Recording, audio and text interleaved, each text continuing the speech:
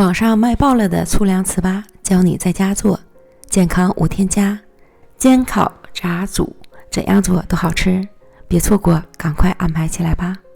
糯米粉250克，玉米粉250克，混合均匀。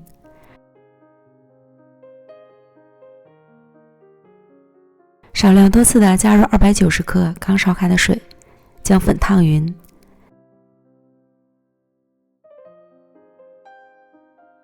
搅拌成絮状，两者温热后，揉成光滑稍硬些的面团。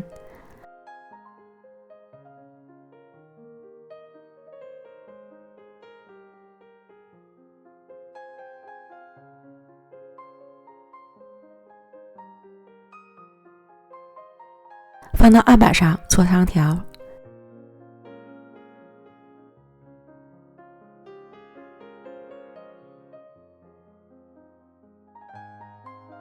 分成均等的剂子，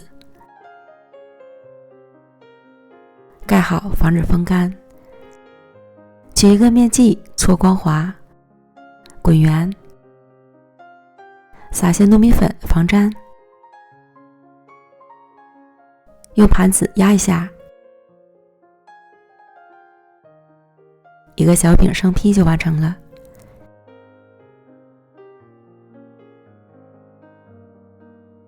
依次将剩下的全部都做完，摆入蒸屉。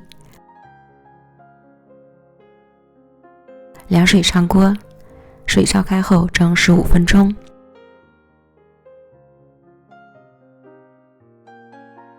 蒸好后取出来冷却，喜欢原汁原味的口感就可以直接吃了。我最喜欢的是把小饼煎着吃，建议一次多做一些，冷冻保存，想吃的时候无需解冻。煎、烤、炸、煮，随意做，怎样做都好吃。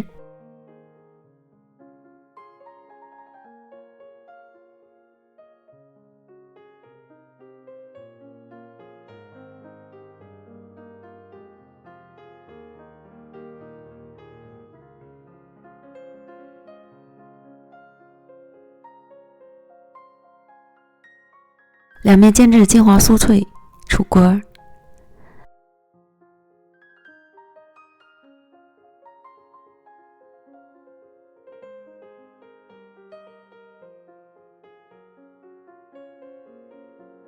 撒些黄豆粉，淋上红糖汁，趁热开吃。